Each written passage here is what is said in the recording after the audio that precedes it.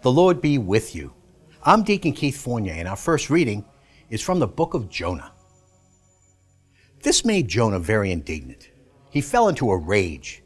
He prayed to Yahweh and said, "Please, Yahweh, isn't this what I said would happen when I was still in my own country? That was why I first tried to flee to Tarshish, since I knew you were a tender, compassionate God, slow to anger, rich in faithful love, who relents about inflicting disaster. So now, Yahweh, please take my life, for I might as well be dead as go on living." Yahweh replied, "Are you right to be angry?" Jonah then left the city and sat down to the east of the city. There he made himself a shelter and sat under it in the shade to see what would happen to the city. Yahweh God then ordained that a castor-oil plant should grow up over Jonah to give shade for his head and soothe his ill-humour. Jonah was delighted with the castor-oil plant, but at dawn the next day, God ordained that a worm should attack the castor-oil plant, and it withered. Next, when the sun rose, God ordained that there should be a scorching east wind. The sun beat down so hard on Jonah's head that he was overcome and begged for death, saying, "I might as well be dead as go on living." God said to Jonah, "Are you right to be angry about the castor-oil plant?" He replied, "I have every right to be angry, mortally angry."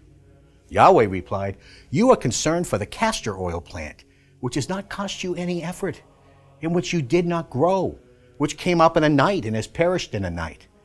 So why should I not be concerned for Nineveh, the great city, in which there are more than 120,000 people who cannot tell their right hand from their left, to say nothing of all the animals?" And our response is from Psalm 86. "Take pity on me, Lord, for to you I cry all the day. Fill your servant's heart with joy, Lord, for to you I raise up my heart. Lord, you are kind and forgiving, rich in faithful love for all who call upon you. Yahweh, hear my prayer. Listen to the sound of my pleading. All nations will come and adore you, Lord, and give glory to your name. For you are great and do marvelous deeds, you, God, and none other." A reading from the Holy Gospel according to St. Luke. Now it happened that Jesus was in a certain place praying, and when he had finished, one of his disciples said, "Lord, teach us to pray, as John taught his disciples." He said to them, "When you pray, this is what to say. Father, may your name be held holy, your kingdom come.